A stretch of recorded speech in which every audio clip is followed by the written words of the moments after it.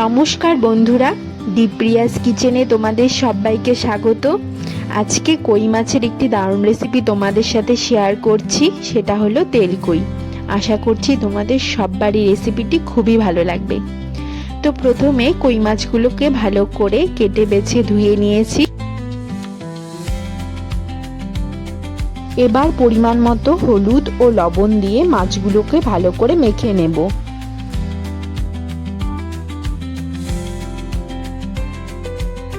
ভালো করে মাখা হয়ে গেলে তেলকই বানানোর জন্য আমি মশলাটা তৈরি করে নেব। সেজন্য এখানে একটা টমেটো কুচি রেখেছি, আদা, শুকনো লঙ্কা, দারচিনি, এলাচ ও 1 চামচ গোটা জিরে, এই সবগুলোকে একটা পেস্ট বানিয়ে নেব।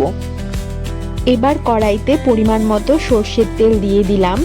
তেলটা গরম হয়ে গেলে পরে ম্যারিনেট করা মাছগুলোকে দিয়ে ভালো করে ভেজে নেব।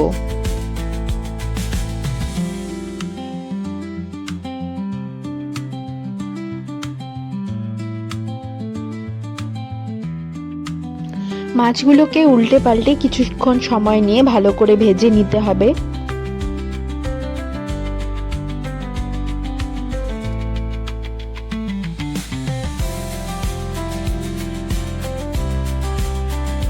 মাছগুলো ভালো করে ভাজা হয়ে গেলে আমি এগুলোকে তুলে রাখবো। এবার ওই মাছ ভাজার তেলের মধ্যেই 1/2 চামচ পরিমাণ কালো জিরে আমি দিয়ে দিলাম ও 2টো কাঁচা লঙ্কা দিয়ে দিলাম। এগুলোকে কিছুক্ষণ সময় নিয়ে ভালো করে ভেজে নেওয়ার পর এর মধ্যে আমি একটা পেঁয়াজ বাটা দিয়ে দিলাম। পেঁয়াজ বাটাটাকে কিছুক্ষণ সময় নিয়ে ভালো করে ভেজে নেব, যাতে এর মধ্যে কাঁচা গন্ধটা চলে যায়।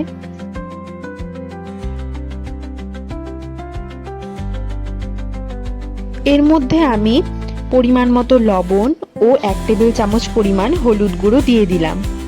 এবার সবকিছুকে একসাথে ভালো করে মিশিয়ে নেব।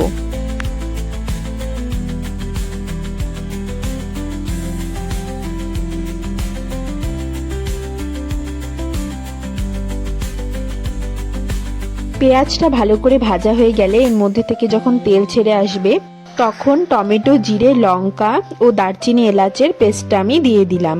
এবার সবকিছুকে একসাথে ভালো করে কিছুক্ষণ নাড়িয়ে চাড়িয়ে নিতে হবে।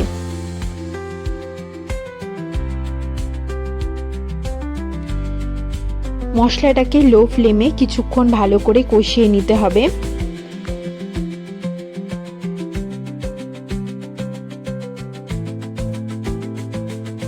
মশলাটা থেকে তেল ছেড়ে আসলে এর মধ্যে আমি মশলার যে জলটা সেটা দিয়ে দিলাম।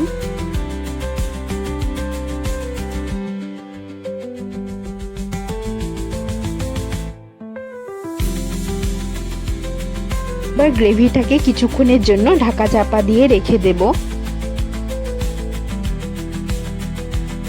3 থেকে 4 মিনিট পর গ্রেভির জলটা শুকিয়ে আসলে আমি আবারও কিছুক্ষণ এটাকে ভালো করে কষিয়ে নেব।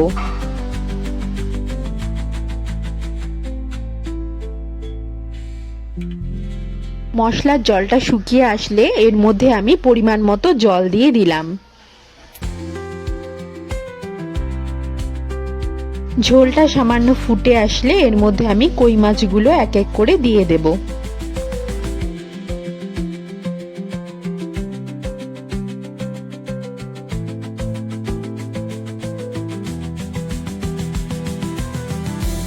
কই মাছগুলো দিয়ে দেওয়ার পর ভালো করে ঝোলের সাথে মিশিয়ে নিতে হবে।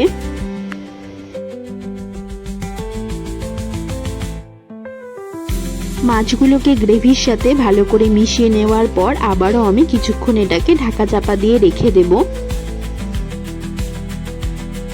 কিছুক্ষণ পর ঢাকনা খুলে নাড়িয়ে চাড়িয়ে নিলেই আজকের এই তেল কই রেসিপি একদম রেডি হয়ে যাবে। ভিডিওটি ভালো লাগলে অবশ্যই লাইক, শেয়ার, সাবস্ক্রাইব আর কমেন্টে অবশ্যই জানাবেন যে ভিডিওটি কেমন লাগলো। ধন্যবাদ।